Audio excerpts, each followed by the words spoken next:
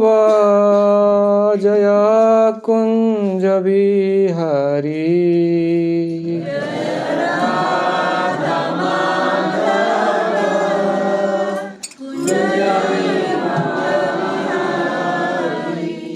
जय राधा माधव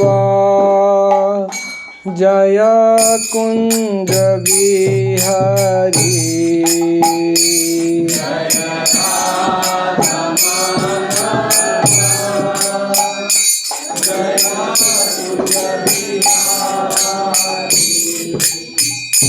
जय गोपीजन वल्लभा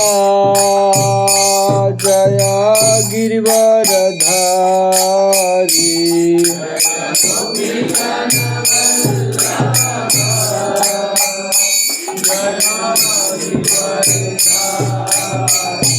जय गोपीजन वल्लभा जय गिरिवरधारी।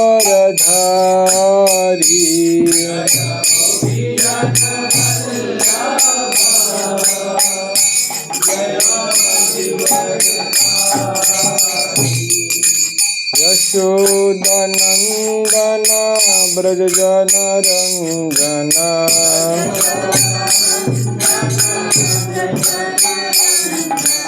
यशोदनंदन ब्रजजन रंजन।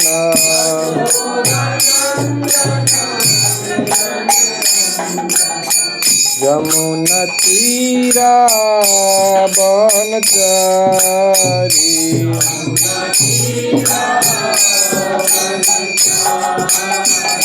यमुना तीरा बनचारी।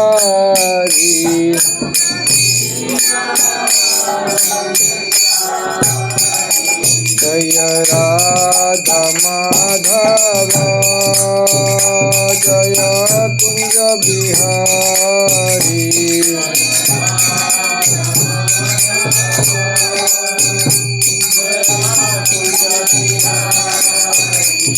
हरे कृष्ण कृष्ण कृष्ण हरे हरे, हरे राम राम राम हरे हरे।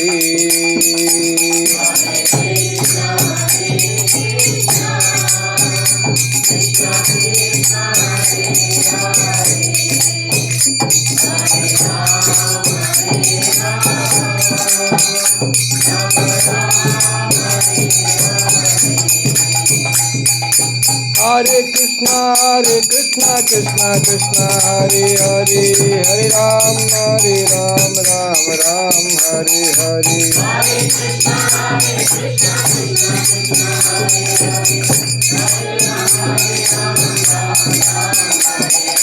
हरे कृष्ण कृष्ण कृष्ण हरे हरे, हरे राम राम राम हरे हरे।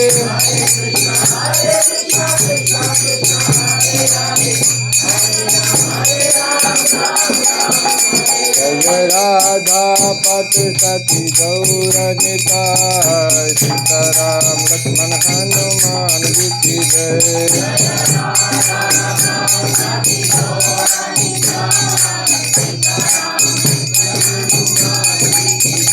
जय जय प्रभुपाद प्रभुपाद प्रभुपाद प्रभुपाद।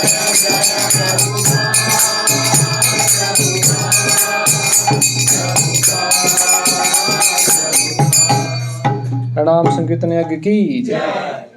हरे कृष्णा। तो आप सबका स्वागत है आज के इस संध्याकालीन सत्र में भगवत गीता का भी जो अध्याय जो हम एक अध्ययन कर रहे हैं, जिसका शीर्षक है कुरुक्षेत्र के युद्ध स्थल में सैन्य निरीक्षण। तो भी हम पिछले क्लास में कुछ हमने चर्चाएं की थी, अब हम आगे उससे आगे चर्चा करेंगे। उससे पहले हम लोग सब लोग पहले क्या मंगलाचरण करेंगे। तो भगवान और भक्तों की प्रसन्नता के लिए श्री गुरुदेव से प्रार्थना करेंगे जो भी हम अध्ययन करने जा रहे हैं वो हमें अच्छी तरह से समझ में आए। ठीक है, तो भूमिका पेज नंबर 1, जिनके पास भगवद गीता की पुस्तक आ गई है तो प्लीज़ भूमिका पेज नंबर 1 निकालिए। ठीक है। ओम ज्ञानतिमिरान्धस्य ज्ञानाञ्जनशलाकया चक्षुरुन्मिलितं येन तस्मै श्रीगुरवे नमः। श्रीचैतन्यमनोभीष्टं स्थापितं येन भूतले स्वयं रूपः कदा मह्यं ददाति स्वपदान्तिकं। वन्देऽहं श्रीगुरोः श्रीयुतापदकमलं श्रीगुरून् वैष्णवांश्च श्रीरूपं साग्रजातं सहगण रघुनाथं वितं तं सजीवं साद्वैतं सावधूतं परिजनसहितं कृष्णचैतन्यदेवं श्रीराधा कृष्णपादान सहगण ललिता श्रीविशाखान्वितांश्च।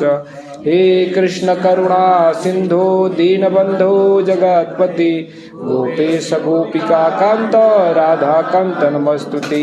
तप्त कांचन गौरांगी राधे वृंदावनेश्वरी वृषभानुसुते देवी प्रणमामि हरिप्रिये। वाञ्छाकल्पतरुभ्यश्च कृपा सिन्धुभ्यो एव च पतितानां पावनेभ्यो वैष्णवभ्यो नमो नमः। जय श्री कृष्ण चैतन्य प्रभु नित्यानंद श्री अद्वैत गदाधर श्रीवासादि गौर भक्त वृंद। हरे कृष्णा कृष्ण कृष्ण हरे हरे हरे राम राम राम हरे हरे। नमः ओं विष्णुपादाय कृष्णपृष्ठाय भूतले श्रीमते भक्तिवेदांत स्वामिने इति नामिने। नमस्ते सारस्वते देवे गौरवाणी प्रचारिणे निर्विशेष शून्यवादी पाश्चात्यदेशतारिणे।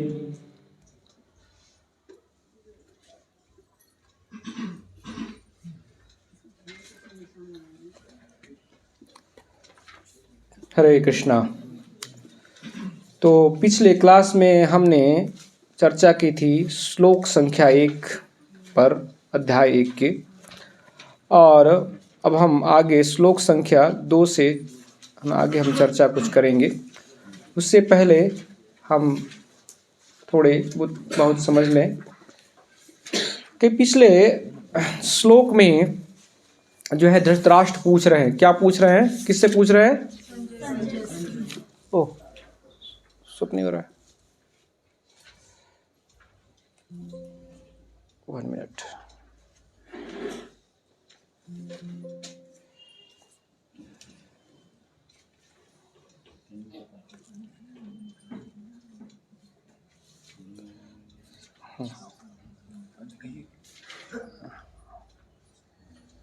अच्छा,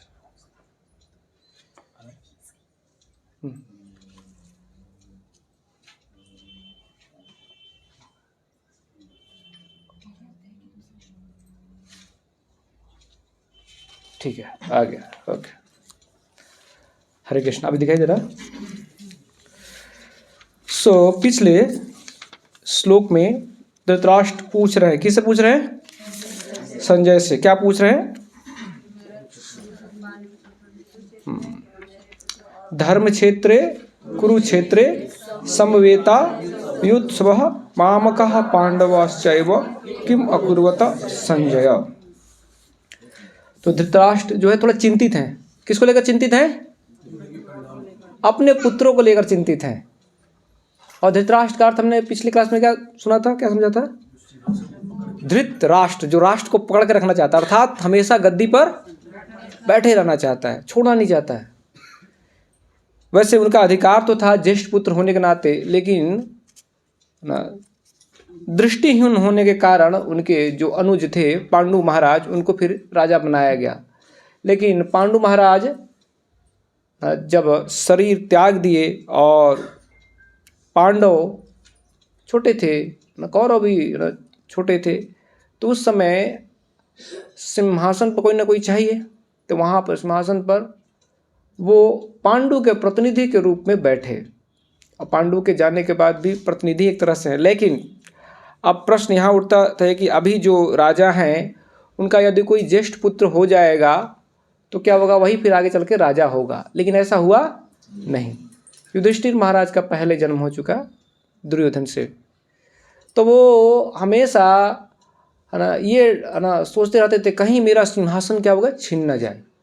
तो इसलिए वो अनेकों षड्यंत्र रच रहे पांडवों को क्या करने के, जान से मारने के लिए। लाक्षागृह, कभी विष का पान।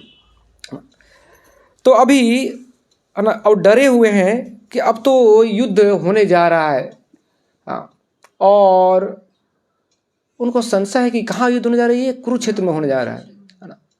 और कुरुक्षेत्र क्यों नाम पड़ा, इनके ही वंशज महाराज कुरु ने वहाँ पर धर्म की क्या की थी, हाँ खेती की थी, इसलिए उस क्षेत्र का नाम है ना कुरुक्षेत्र, या धर्म की खेती की थी इसलिए धर्म क्षेत्र भी कहा जाता है ना, धर्म क्षेत्र कुरुक्षेत्र है ना। तो भगवान यहाँ पर है ना अभी प्रकट हुए हैं और वो धर्म की स्थापना करने के लिए प्रकट हुए हैं, और वो पांडवों के माध्यम से धर्म की स्थापना करना चाहते हैं। तो अभी निमित्त मात्र पांडवों को, स्पेशली अर्जुन को बना करके और युधिष्ठिर महाराज को बना करके पूरे संसार में धर्म की स्थापना करेंगे है ना। तो इससे यह सिद्ध होता है कि जितने भी वहाँ पर एकत्र हुए हैं लोग, पांडवों को छोड़कर सब क्या हो जाएंगे, मारे जाएंगे है ना। तो इसलिए और भगवान चूंकि उनकी ओर हैं तो पॉसिबिलिटी ज़्यादा है जीतने की, किसकी, पांडवों की। और चूंकि ये क्षेत्र भी कैसा है, धर्म वाला है, धर्म की खेती वहाँ पर हो रही है। तो भगवान वहाँ पर ना, यहाँ पर प्रभुपाद जी अनुवाद जी कैसे कैसे वहाँ पर है, अवांछित पौधों को, जैसे कोई धान के खेत में अवांछित पौधा होता है ना, खरपतवार होते हैं, उसको क्या करते हैं, निकाल करके फेंक दिया जाता है ताकि फसल क्या है, अच्छा है ना रहे है ना, अच्छा वो ना उगे है ना, तो फसल बढ़े। तो इसलिए कहीं पांडवों पर कोई आँच ना आए, और पांडवों को क्या करने के लिए, रक्षा करने के लिए, धर्म की स्थापना करने के लिए भगवान कुरुक्षेत्र में है ना आए हुए हैं। वो भी उन्होंने शर्त रखी है। क्या शर्त रखी है, कि मैं लड़ूंगा नहीं, शस्त्र नहीं उठाऊंगा। और क्या बोला कि एक तरफ मेरी है ना 18 छावनी क्या रहेगी है ना, सेना रहेगी, और एक तरफ क्या हो, मैं रहूंगा, वो भी निहत्था। तो अर्जुन ने भगवान को मांग लिया। दुर्योधन ये भी चाहता था कि मैं भगवान की क्या करे, सेना ही ले ले, भगवान की क्या जरूरत है, आओगे हमारे पास, हमारे आकर हमारे साइड में चक्री नहीं उठाओगे है ना, धनुष नहीं उठाओगे, गदाई नहीं उठाओगे, युद्ध नहीं कर, अस्त्र शस्त्र उठाओगे नहीं तो क्या फायदा। अच्छा हुआ। और पहले किसने मांग लिया, अर्जुन ने। तो दुर्योधन सोच रहा मन में, कितना बेवकूफ़ आदमी है यार, बेवकूफ़ है ना, सेना को छोड़कर अकेले अकेले क्या करेंगे। हमने सुना भी था ना, इतने लाखों क्या रहते हैं, पैदल सैनिक रहते हैं, इतने है ना क्या होते हैं, हजारों है ना घुड़सवार आदि रहते हैं, सब को छोड़ करके किसको चुना है, कृष्ण को चुना है। वो भी अकेले, वो भी निहत्थ थे, बड़ा बेवकूफ़ नंबर 1 है, ऐसा सोचता है। लेकिन नहीं, बहुत चालाक कौन है, अर्जुन, बहुत बुद्धिमान। तो भगवान जहाँ रहेंगे वहाँ का है धर्म रहेगा, धर्म जहाँ रहेगा वहाँ क्या होगी, विजय होगी। तो संशय हुआ कि अरे हार ना जाऊं, इसलिए पूछा बताओ बताओ क्या किया, अकुर्वत क्या किया, हे संजय बताओ ना क्या किया। तो संजय अब आगे श्लोक में बोलेंगे है ना। सो ये है, कहने का मतलब ये है कि जितने भी शिक्षाएं हैं हम इन श्लोकों में हम विशेष रूप से हम आचार्यों के टीकाओं के माध्यम से समझने का प्रयास करेंगे। और प्रभुपाद जी सभी प्रोमिनेंट जो हमारे आचार्य हैं उनकी टीकाओं का जो कुछ भाग लेकर के, कुछ अंश लेकर के इस तात्पर्य में अपने लिखा हुआ है ना। तो जो श्री बलदेव भूषण विद्याभूषण, श्री बलदेव विद्याभूषण और श्री विश्वनाथ चक्रवर्ती ठाकुर और श्रीधर स्वामीपाद और श्री रामानुजाचार्य पाद आदि के जो वक्तव्य हैं वो लेकर प्रभुपाद जी ने है ना इसका। और भगवद गीता के है ना पहले ओपन करेंगे फ्रंट पेज पर, सबसे पहला है ना श्रीमद् भगवद गीता यथारूप है ना। उसके बाद जो है समर्पण की भाव आती है, आप देखेंगे यहाँ पर लिखा हुआ है, वेदांत दर्शन पर अति अद्भुत गोविंद भास के प्रणेता श्री बलदेव विद्याभूषण को समर्पित। ये समर्पित कर रहे हैं प्रभुपाद जी, है ना। प्रभुपाद जी ये भगवद गीता दूसरी बार लिखे हैं। एक बार लिखा था, हाँ, और प्रिंटिंग करने के लिए प्रभुपाद जी कहाँ गए थे? साउथ इंडिया में, मद्रास गए थे उधर, और जा कर के एक प्रिंट करने के लिए, प्रकाशित करने के लिए एक व्यक्ति को मना भी लिया था। लेकिन जब घर आए तो घर वालों ने उसको बेच करके चाय पी लिया। तो प्रभुपाद जी बहुत दुखी हुए। फिर से प्रभुपाद जी ने क्या कहा, भगवत हतोत्साहित नहीं हुए, फिर से प्रभुपाद जी ने ये भगवत गीता हमें दी भक्ति वेदांत तात्पर्य के साथ। तो अभी जितने भी हैं हम सब चीज़ें हैं यहाँ पर हम समझेंगे। कैसे समझेंगे? आचार्यों की टीकाओं के माध्यम से। अब आगे के श्लोक में हम देखेंगे, है ना, कि क्या कह रहे हैं, है ना, संजय। सबसे पहले श्लोक संख्या 2, है ना। संजय उवाच दृष्ट्वा तु पांडवानीकं दुर्योधन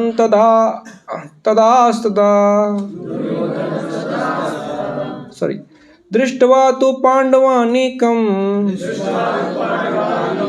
व्यूढं दुर्योधनस्तदा आचार्यम् उपसंगम्य राजा वचनम अब्रीत। संजय ने कहा, हे राजन, पांडुपुत्रों द्वारा सेना की व्यूह रचना देखकर राजा दुर्योधन अपने गुरु के पास गया और उसने ये शब्द कहे।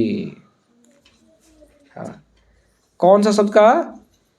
वो आगे श्लोक में है। क्या श्लोक है? तीसरा श्लोक। पश्यताम पांडुपुत्राणाम आचार्यम महती चमू व्यूढ़ाम द्रुपद पुत्रेण तब शिष्येण धीमता।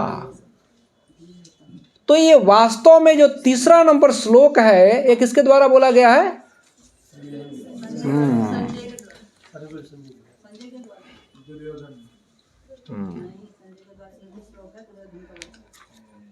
यहाँ दुर्योधन की बातों को क्या कर रहे, दोहरा रहे हैं, है ना। हाँ, कौन दोहरा रहा है? संजय, है ना। तो ये वास्तव में जो वक्तव्य है, जो स्टेटमेंट है, दुर्योधन के द्वारा बोला गया, उसी को रिपीट कर रहे हैं। कौन कर रहे हैं? संजय, है ना। किसको किसको? यहाँ आगे के जो श्लोक में है, चौथा, पांचवा, ये सब है ना, इन श्लोकों में, है ना, ये सब इसके बारे में बता रहे हैं। यहाँ पर संजय सुन करके क्या दुर्योधन बोल रहा है। तो यहाँ पर कहा गया, दृष्टवा तु पांडवनीकम, पांडवों की सेना को, व्यूह रचना को देख करके, व्यूढ़म, व्यूह रचना को देखकर, आचार्य उपसंगम्य, आचार्य के पास जाकर के। आचार्य कौन है वहां पर? द्रोणाचार्य। अच्छा, पहला सेनापति किसको बनाया था? भीष्म पितामह को। तो पहले सेनापति के पास जाना चाहिए ना। किसके पास चले गए? द्रोणाचार्य के पास चले गए। क्यों? हाँ, गौरव सही बोल रहे हैं। नहीं, फैमिली मेंबर बताइए। दूसरी चीज ये कि ये जो आचार्य द्रोणाचार्य है, वो क्या है? ब्राह्मण है। और भीष्म पितामह क्या है? क्षत्रिय। तो ऐसे वर्ण के दृष्टि से देखे तो क्या है? क्षत्रिय से क्या है? उच्च स्तर पर है, ब्राह्मण, है ना। तो यदि सबसे पहले कंसल्ट करते हैं किसको? भीष्म पितामह को, क्षत्रिय को, तो हो सकता है उनको बुरा लगे, हम ब्राह्मण, हम श्रेष्ठ है, और हमसे नहीं पूछा। और दूसरी चीज की ये कि वो तो हमारे क्या है? घर वाले हैं, और ये कौन है? गुरु है हमारे, ठीक है, और ब्राह्मण है। तीसरी चीज ये भी कि किसको देखा? क्या देखा? पांडवों की सेना को देखा। दुर्योधन ने किसका देखा? पांडवों की सेना को देखा। और पांडवों की सेना का सेनापति कौन था? धृष्टद्युम्न। धृष्टद्युम्न कौन थे? हाँ, द्रुपद के, राजा द्रुपद के पुत्र थे, है ना। तो इसलिए तो तीसरे श्लोक में ना द्रुपद पुत्रेण, धृष्टद्युम्न नहीं लिखा है, क्या लिखा है? द्रुपद पुत्रेण। तो दुर्योधन बहुत चालाक, कूटनीतिज्ञ है ना, बहुत बड़ा ना डिप्लोमेट है ना। तो चालाकी से जा करके किसके पास गया? द्रोणाचार्य के पास पहले गया। नहीं भीष्म पितामह को नहीं जाऊंगा, द्रोणाचार्य के पास जाऊंगा। क्या बोलेगा? ये देखो देखो देखो देखो, आप आचार्य हैं और आपने क्या किया है ना, शिक्षा दी थी। किसको शिक्षा दी थी? धृष्टद्युम्न को। और धृष्टद्युम्न नहीं बोला, क्या बोला? द्रुपद पुत्रेण। द्रुपद पुत्र क्यों? अरे द्रुपद तुम्हारा शत्रु था, आपको याद है? आपका वही मित्र, बचपन में मित्र था गुरुकुल में, और बड़े हुए जब आप बहुत गरीबी से ना, गरीबी को झेल रहे थे है ना, गरीबी से परेशान थे, तो आप उससे सहायता मांगने के लिए गए थे। क्या सहायता मांगने के लिए गए थे? कि गाय दे दो, मेरा पुत्र जो है क्या है वो है ना, भूखा है, कम से कम गाय क्या गई दूध दे देगी तो उससे क्या होगा, उसका पेट तो भरेगा कम से कम। तो सहायता मांगने गए थे, तो द्रुपद ने क्या किया था? इनकार कर दिया था। अरे क्या, कैसा कैसा मित्र? मित्रता तो बराबर वालों में होती है। तुम कहाँ ना फटे है ना, पुराने कपड़े पहन कर आ गए हो है ना, और निर्धन व्यक्ति, और मैं राजा, मित्र कैसे हो सकते हैं? वो तो बचपन की बातें थी। मित्रता किसमें होती है? बराबर वालों में होती है। तो फिर बहुत गहरा धक्का लगा किसको? द्रोणाचार्य को। फिर द्रोणाचार्य फिर आकर के न शिक्षा दे रहे हैं। किसको शिक्षा दिया है इन्होंने? पांडवों को शिक्षा दे करके, शिक्षण दे करके, और दक्षिणा में मांगा, मुझे क्या चाहिए?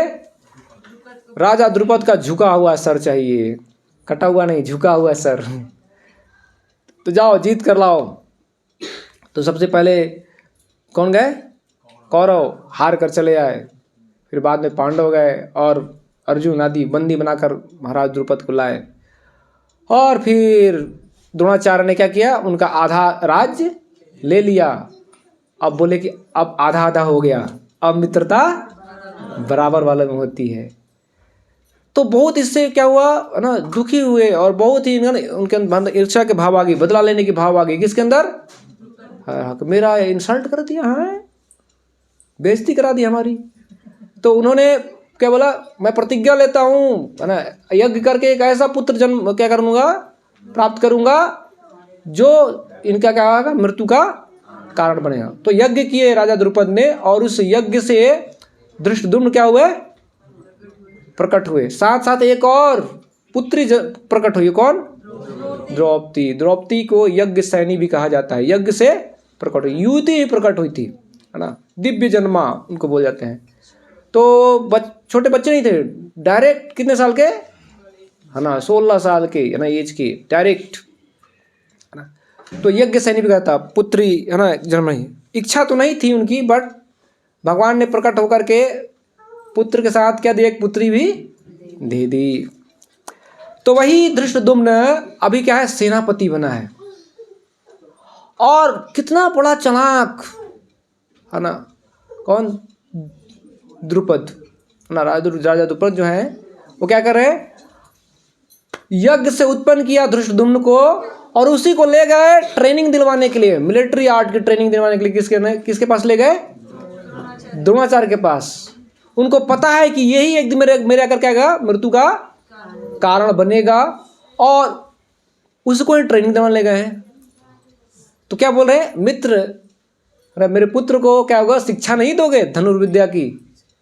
तो चूंकि ब्राह्मण क्या होता है, उदारवादी होते हैं, वो किसी में भेदभाव नहीं करते। ये सब जानते हुए, पता होते हुए भी कि ये जो है ना, ये जो युवक मेरे सामने खड़ा है वो मेरे क्या होगा है ना, मृत्यु का कारण बनेगा, फिर भी उन्होंने क्या की? शिक्षा दी। तो ये क्या है? ब्राह्मण का धर्म है। ब्राह्मण प्रत्येक स्थिति में अपना कर्तव्य नहीं छोड़ता, ये हमें शिक्षा मिलती है। अब यहाँ पर शिक्षा हो गई, दीक्षा हो गई सब।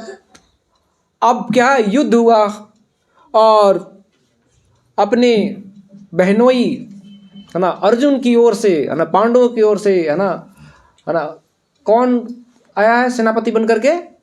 धृष्टद्युम्न।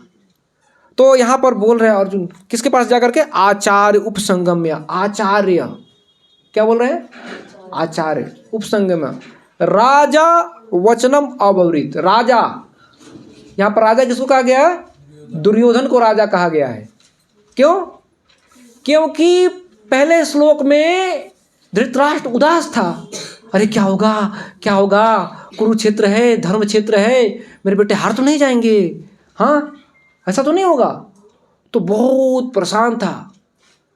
तो संजय सोचा अरे मेरे जो राजा हैं वो तो हतोत्साहित हो रहे हैं, निराश हो रहे हैं, तो क्या करूं, थोड़ा सा उनको प्रसन्न करने के लिए राजा बोला, अरे चिंता ना करो, आपका ही सुपुत्र जो है क्या बनेगा, राजा बनेगा। तो उसको क्या बोल रहे, राजा है ना, वचनम अब्रवीत है ना। तो राजा कहकर संबोधित किया, तो धृतराष्ट्र खुश हुआ, हाँ मेरा बेटा राजा बनेगा, सही बात कहा है ना। और चूंकि दृष्टिहीन होने के कारण धृतराष्ट्र कुरुक्षेत्र के युद्ध स्थल में उपस्थित नहीं थे, तो उनकी तरफ से जो प्रतिनिधित्व कर रहा था राजकुमार की हैसियत होने के नाते कौन कर रहा था, दुर्योधन, इसलिए उसको राजा भी ऐसा ही बोला गया है ना। तो यहाँ पर ऐसा कहा गया है। प्रभुपाद जी क्या बोलते हैं यहाँ पर, तात्पर्य में पढ़ते हैं, धृतराष्ट्र जन्म से अंधा था, दुर्भाग्यवश आध्यात्मिक दृष्टि से भी वंचित था। वह यह भी जानता था कि उसी के समान उसके पुत्र भी धर्म के मामले में अंधे हैं, और उसे विश्वास था कि वे पांडवों के साथ कभी भी समझौता नहीं कर पाएंगे, क्योंकि वो पांडव जन्म से पवित्र थे, है ना। पता था किसको, ये मेरा ही फल है, मेरा ही बेटा है। पात्री प्रभु एक डायलॉग बोलते हैं, क्या बोलते हैं, बाप का बेटा सिपाही का घोड़ा, कुछ नहीं तो थोड़ा थोड़ा तो थोड़ा थोड़ा तो क्या होगा, उसमें परछाई दिखाई देगी, थोड़े थोड़े उसके तो है ना आचरण है ना, उसके गुण पुत्र में दिखाई देगा ही। तो वो बोला जितना मैं कुटिल हूँ, जितना मेरे अंदर ईर्ष्या भरी हुई है ना, वैसे मेरे क्या है, सुपुत्र भी हैं, है ना तो ऐसा उसका विचार था। और पता था किसको, धृतराष्ट्र को, और धर्म जानता था, ऐसा नहीं पता था, पता था, सब ज्ञान था ना, शिक्षा उच्छा लेकर भी आए थे सब लोग, है ना।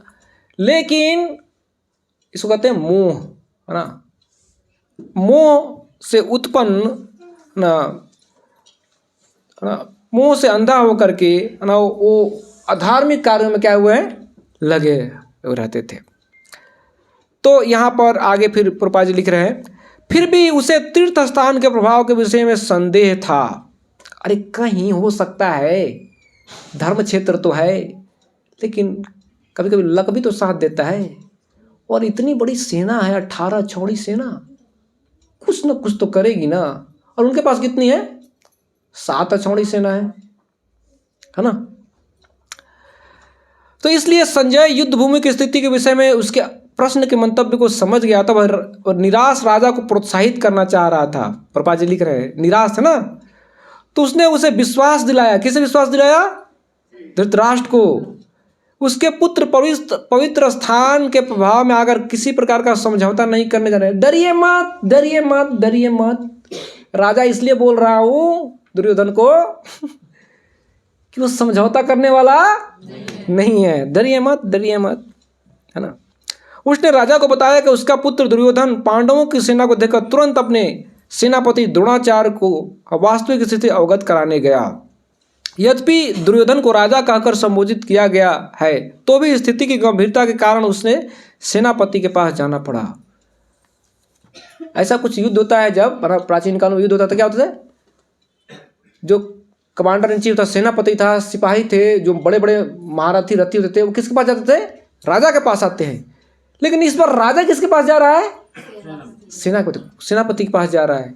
क्यों जा रहा है, मतलब मामला गंभीर है, सीरियस है ना। ये चीज यहाँ पर बोल रहे हैं भगवान प्रभुपाद जी। फिर और उसने राजा को बताया कि संबोधित किया, अतएव दुर्योधन राजनीतिक बनने के लिए सर्वथा उपयुक्त था, एक नंबर का पॉलिटिशियन, एकदम नेता एक नंबर का। किंतु जब उसने पांडवों की व्यूह रचना देखी तो उसका यह कूटनीतिक व्यवहार उसके भय को छिपा न पाया। तो यद्यपि उसके पास सेना ज़्यादा थी, पांडवों के पास सेना कम थी, लेकिन इतना एक्सपर्ट ढंग से एक एक्सपर्टली व्यवस्थित किया था धृष्टद्युम्न ने। तो क्या किया, वो चले गए, किसके पास चले गए, द्रोणाचार्य के पास, है ना। क्या बोल रहे हैं यहाँ पर, पश्यताम पांडुपुत्राणाम आचार्य महतीम चमुम व्यूढ़ाम द्रुपद पुत्रेण तव शिष्येण धीमता। अरे आचार्य, है ना,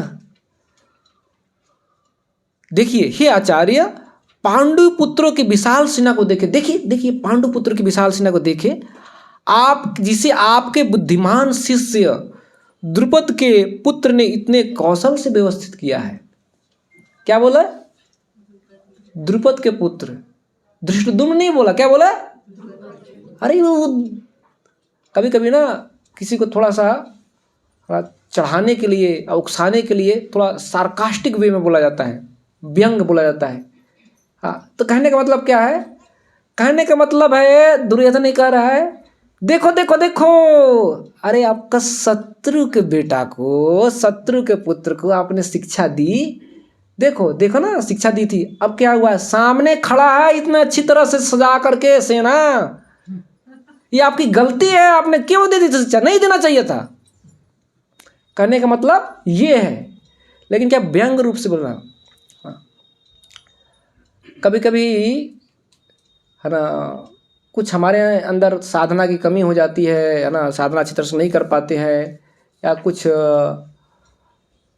शास्त्र का अध्ययन नहीं कर रहे हैं, पढ़ाई नहीं कर रहे हैं, तो कभी कभी लोग बोलते हैं ना, ये देख करके महात्मा जी आ गए हैं। मतलब क्या है, महात्मा के गुण अपने अंदर लाओ, है ना।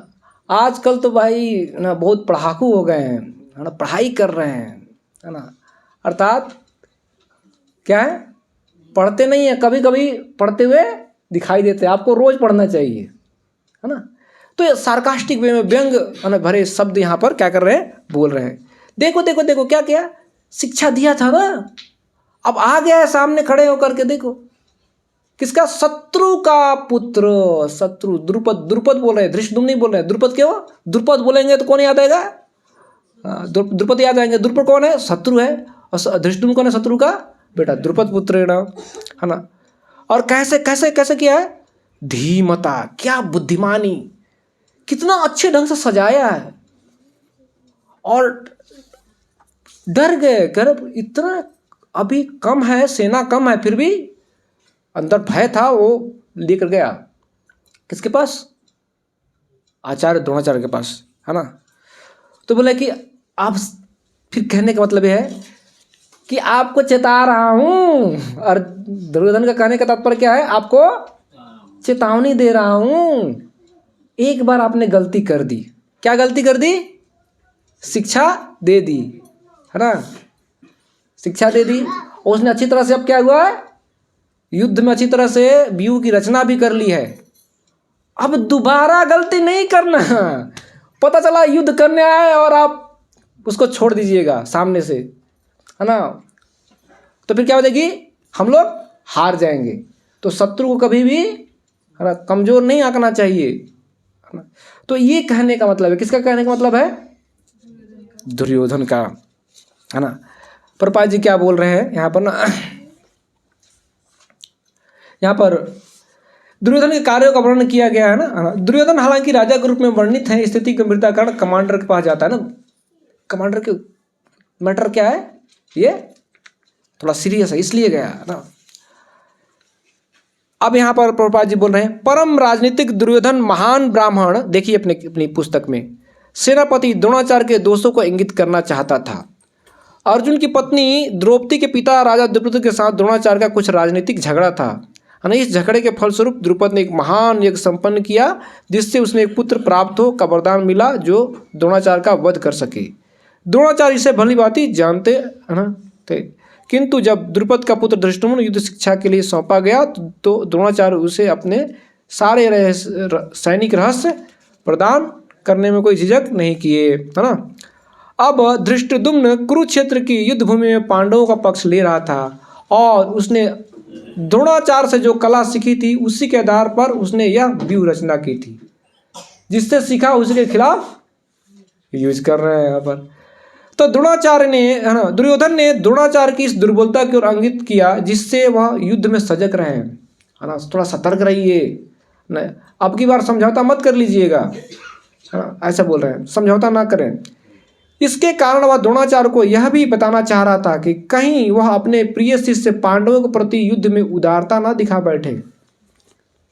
क्यों? कि देखिए आप तो बहुत उदार व्यक्ति के हैं, आप तो बहुत महान हैं आचार्य, आपने अपने शत्रु के पुत्र को भी क्या किया है, शिक्षा दे दिया है। मतलब डायरेक्ट आचार्य क्या है, उम्र में बड़े हैं, है ना, गुरु भी है, तो डायरेक्ट इंसल्ट तो नहीं कर सकता। लेकिन फिर भी क्या रहा है, चेता रहा क्या कि आप तो देखिए एक बार तो अपने शत्रु को क्या किया, आपने शिक्षा दे दी है और उसका नतीजा आप देख ही रहे हैं, कितना अच्छी तरह से सजा करके सहना हमारे पास लाया है।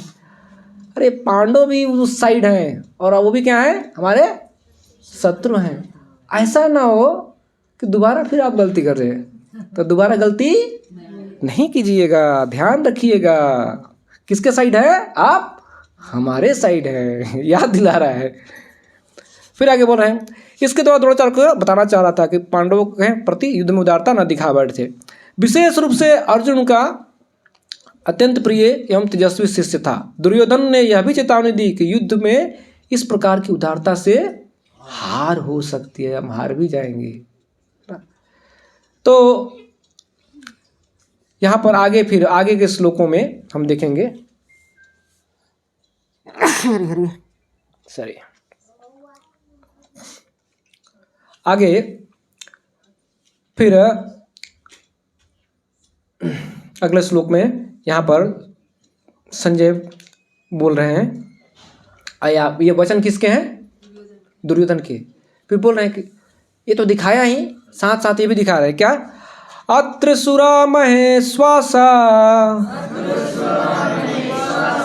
भीमार्जुन समायुधि युयुद्धान विराटश्च द्रुपदश्च महारथ। इस सेना में भीम तथा अर्जुन के समान युद्ध करने वाले अनेक वीर धनुर्धर हैं, यथा महारथी युधान, विराट तथा द्रुपद, है ना। तो अब यहाँ पर क्या है कि अब एक तो दुर्योधन ने बोल लिया, अब यहाँ पर संजय क्या रहे हैं, अलग अलग, है ना, जो जिनके जिनके, है ना, वहाँ पर सामने दिखाई दे रहे हैं, है ना, उनके बारे में बता रहे हैं। किसको बता रहे हैं, धृतराष्ट्र को, कौन कौन है। तो वैसे इंगित कौन कर रहा है, ये दुर्योधन, है ना।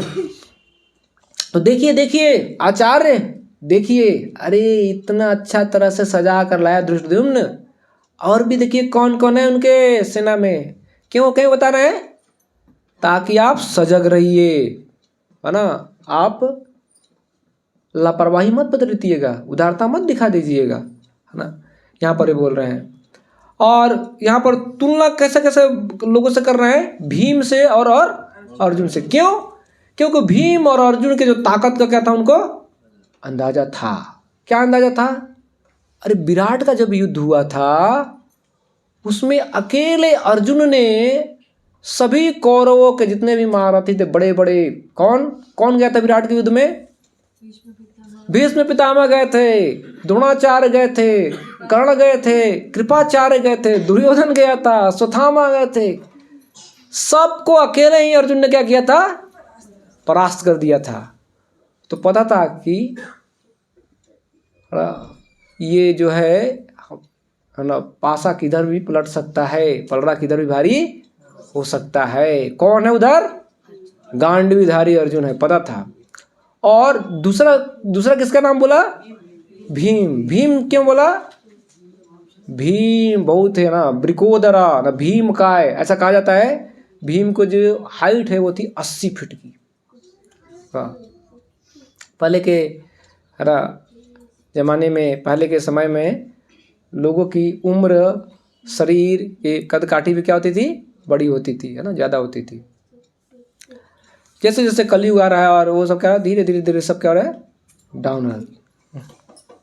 तो ये ऐसा क्या तुलना कर रहे हैं ना, इसलिए पता था, किसको पता था, दुर्योधन का। और दुर्योधन को पता था कि मुझे कोई हरा सकता है और मार सकता है, तो कौन है, भीम है।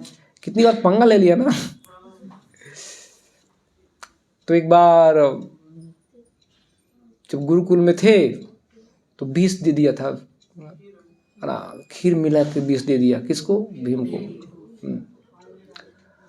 और वो 20 के प्रभाव से फिर वो मूर्छित होकर के फिर हमको नदी में फेंक दिया। फिर वो नदी से वो सर्प डसा तो 20 पूरा फिर उनका क्या है, 20 को काटता है ना। तो सुरक्षित हो गए। फिर उनको उनके नाना श्री के पास गए, वहाँ पाताल लोक में, नागलोक में जा करके उनको फिर 10,000 हाथियों का बल प्राप्त हुआ। तो एक बार ऐसे ही बचपन में जब गुरुकुल में थे, दुर्योधन बहुत चलाक ना, और वो सोचता कैसे काम निकलवा ले। कुछ लोग होते हैं ना, काम करवाने में एक्सपर्ट होते हैं। प्रभु जी बस थोड़ा सा 2 मिनट काम है, 2 मिनट, और आपसे हाथ पैर जोड़ करके अपना काम निकलवा कर निकल ले जाए। आपकी ज़रूरत पड़ेगी ना तो फिर प्रभु जी रुकिए, अरे मैं क्या, बहुत अर्जेंट काम है, चले जाएंगे, अपना काम निकलवा लेंगे, आपका जब काम आएगा तो क्या हो जाएंगे, निकाल लेंगे, गोली दे देंगे। तो कहने का मतलब है दुर्योधन इस लेकर एक बार ऐसे बचपन में आम का पेड़ था और भेजे किसको, भीम को। देखा, अरे अभी चढ़ा दिया, अरे तुम बलवान हो, तुम्हारे पास ताकत है, भीम जाओ चढ़ो, आम खाने की इच्छा है। तो आम खाने के लिए पूरा हो गए। तो ऊपर चढ़ करके भीम ने सब आम तोड़कर फेंके, 10 फेंके, लोग कैच कर रखे थे, रखे जाए। तो लोग हाँ जी लाओ, उतर, सब तोड़ तड़ा करके आम नीचे उतर गए। तो भीम बोले चलो जी हाँ हो गया, टूट गया, लाओ खाने के लिए। अरे क्या बात करे, गुरुदेव ने बोला है जब भी आम खाना चाहिए धोकर खाना चाहिए। बच्चों को सिखाते ना बचपन में हम लोग, है ना, क्या करना चाहिए, पहले फलों को धोना चाहिए, है ना, सड़ा गला ना हो देखना चाहिए, छिलके उतारने चाहिए, इस प्रकार खाने चाहिए ना, मतलब ऐसे सिखलाते हैं। तो ऐसे गुरुदेव ने हमें शिक्षा दी है। कौन बोला, अर्जुन नहीं है, दुर्योधन ने। किसको बोला, भीम को। अच्छा, गुरुदेव ने बोला ठीक है जाओ धो कर लाओ। तो पास में नदी है, जाते हैं हम लोग, धो कर लाते हैं। गए और दुर्योधन और पूरे कौरव, दुशासन वगैरह सब पार्टी गई और सब आम खा गए। उधर से गुठली भर करके ले आए। तो गुठली भर के ला कर दे दिए भीम को। तो बोला ये क्या है, गुठली बची। भीम क्या कहे, वो पानी में ना धूल धो रहे थे हम लोग और सब आम घिस गए और ये गुठली बचा है क्यों। तो पता चल गया किसको, भीम को बेवकूफ़ बना रहे हो। तो इस बार क्या किए, चढ़ाया, किसको चढ़ाया, दुर्योधन को। इस बार तुम चढ़ो, दुर्योधन चढ़ा दिया आराम तुम। और फिर अब क्या था, 10,000 हाथियों का बल था। वो जा करके पीठ ऐसे रगड़ने लगे, किसमें, पेड़ में, है ना, पेड़ ले दे के पेड़ के सही तो धड़ाम से नीचे दुर्योधन के। तो ऐसे मतलब कुटिलता भरा ना। तो वो उसको पता था भीम कितने शक्तिशाली है, इसलिए तुलना कर रहा है ना। और क्या बोला, और भी उनके वही नहीं है, केवल भीम और उनकी पार्टी में नहीं है, और भी लोग हैं। देखो कौन कौन है, देखो देखो, है ना, कौन है, युद्धानो विराटश्च द्रुपदश्च महारथा। युद्धान है ना, और कौन है, विराट है, द्रुपद है, महान महान, है ना, समान है ना, लोग समान, किसके समान है, भीम तथा अर्जुन के समान है। तो यहाँ पर ये बोल रहा है। और फिर अगले यहाँ पर श्लोक में बोल रहा है, क्या बोल रहे हैं, देखो देखो देखो, और कौन है, धृष्टकेतु, है ना, और गए चेकिताना काशी राजा च वीर्यवान पुरुजीत कुंती भोज च सव्य च नरपुंगव। और भी हैं इसके साथ ही, धृष्टकेतु है, चेकितान है, काशीराज है, पुरुजित है, कुंती भोज है, सव्य है, महान शक्तिशाली योद्धा है, ये भी है। देखिए फिर बोल रहे हैं और क्या है, छठे श्लोक में बोल रहे हैं, छठे श्लोक में बोल रहे हैं कौन कौन है जी। ये देखिए छठे स्थान, युधामन्यु च विक्रांत उत्मौजा च वीर्यवान सौभद्रस्य द्रौपदया च सर्वे एवं महारथा। है ना, पराक्रमी, है ना, पराक्रमी कौन है? हाँ, युधामन्यु, है ना, और अत्यंत शक्तिशाली उत्मौजा, है ना, और सुभद्रा का पुत्र, कौन सुभद्रा का पुत्र? अभिमन्यु। और द्रौपदी के 5 पुत्र, है ना, वो हैं, है ना, ये सब बता रहे हैं, है ना, ये सब बातें बताई, है ना। पांडवों की लड़ने वाला शिशुपाल के ना के पुत्र थे, है ना, कौन? धृष्टकेतु, है ना, भगवान कृष्ण के खिलाफ थे, न कि पांडवों के खिलाफ। कौन था वो? धृष्टकेतु शिशुपाल का बेटा था। शिशुपाल भगवान की क्या थे? बुराई कर रहे थे। भगवान ने उनका क्या वध किया था राजयुग के समय, लेकिन वो पांडवों के खिलाफ नहीं थे, भगवान कृष्ण के खिलाफ थे। लेकिन कहाँ से लड़ने आए थे? पांडव, ना। चेकितान कौन थे? वृष्णिवन के राजा यादव था, और बहुत ही महान शक्तिशाली थे। और काशीराज कौन थे? काशी के राजा पांडव के पक्ष में लड़े। और पुरुजीत और कुंती भोज, है ना, कुंती के भाई, है ना, कुंती भोज, है ना, कुंती के भाई थे पुरुजीत। और सभ्य महाराज युधिष्ठिर के कौन थे? ना, ससुर महाराज युधिष्ठिर की, ना, अन्य जो विवाह हुए ना, उनकी पुत्री देविका के साथ विवाह हुआ था युधिष्ठिर महाराज के साथ, तो उनके क्या थे? वो ससुर थे। और उन्हें क्या है? उन्हें नरपुंगवा के नाम से जाना जाता है, जो पुरुषों में क्या है? सर्वश्रेष्ठ हैं और एक शक्तिशाली योद्धा भी है। तो ये थे, ये तो अपनी पार्टी की ओर से क्या किया इन्होंने? बता दिया। क्या बताया? कि ये लोग, सॉरी, अपनी दूसरी पार्टी को बताया। किसकी पार्टी के बारे में? पांडवों की पार्टी के बारे में। तो फिर सोचा फिर दुर्योधन ने, अरे अरे अरे अरे, कहीं मैंने ज्यादा बोलकर आचार्य को और अपने सेना को डरा तो नहीं दिया? शत्रु के बारे में ज्यादा बोलोगे तो क्या होगा? अपनी सेना का मनोबल क्या होगा? टूटेगा, कम होगा ना। तो वो दुर्योधन बहुत चला, अरे अरे बाबा, गलती होगी लग रहा है। अब क्या कर रहेंगे? अब 7वें श्लोक से क्या बोलेंगे? अपने सेना की बड़ाई करता। अभी किसकी बड़ाई कर रहे थे? पांडव। क्यों? ताकि सजग रहो, उदारता ना दिखाओ। अब क्या बोलेंगे? अपनी सेना की बड़ाई करेगा। क्यों करेगा बड़ाई? अरे हम भी कम नहीं है, डरो मत, हम भी हैं और आपके साथ मैं भी हूँ, मतलब ताकि सेनापति का सबका मनोबल क्या हो रहा है? बढ़ता रहे, है ना। तो ये आगे यहाँ पर बताया गया है ना। उससे आगे हम लोग अगले क्लास में अध्ययन करेंगे। हरे कृष्णा। ठीक है। श्रील प्रभुपाद की जय। किसी का कोई प्रश्न है?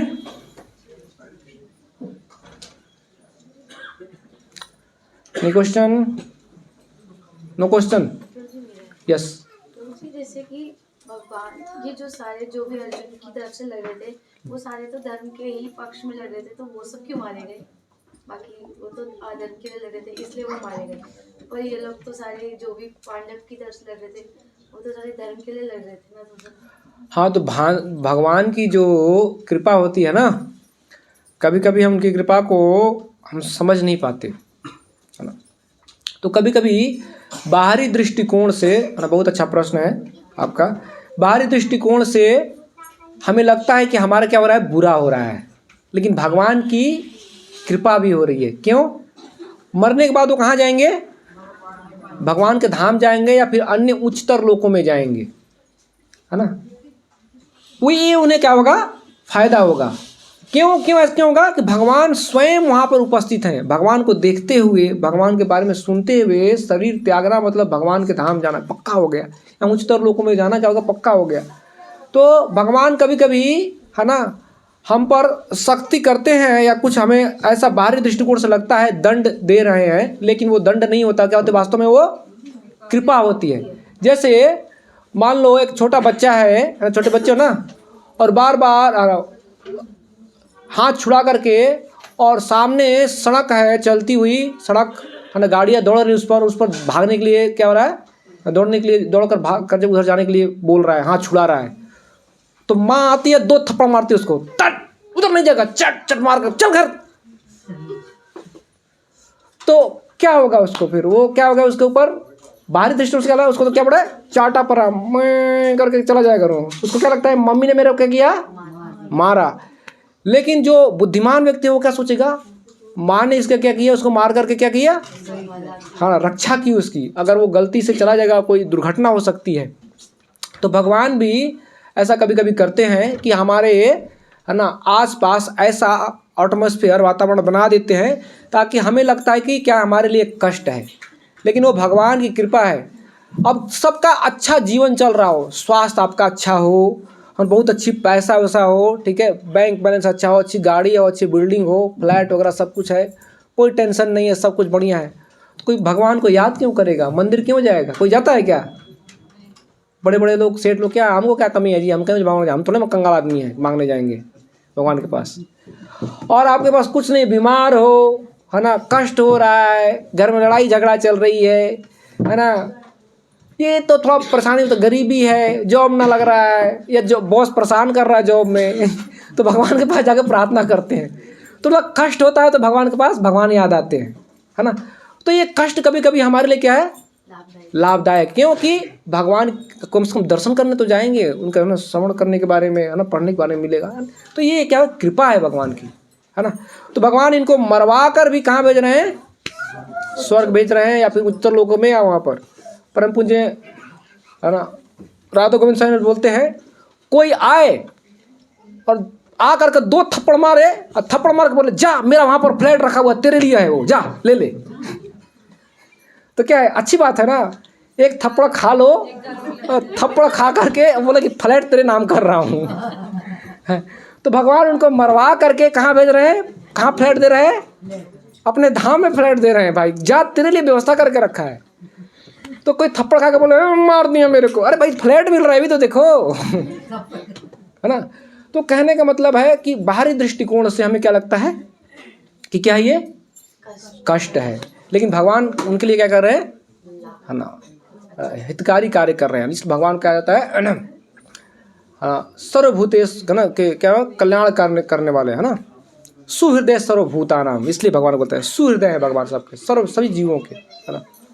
ठीक है, हरे कृष्ण। और कोई इसका प्रश्न कोई? ठीक है, श्रील प्रभुपाद की, हरे कृष्ण।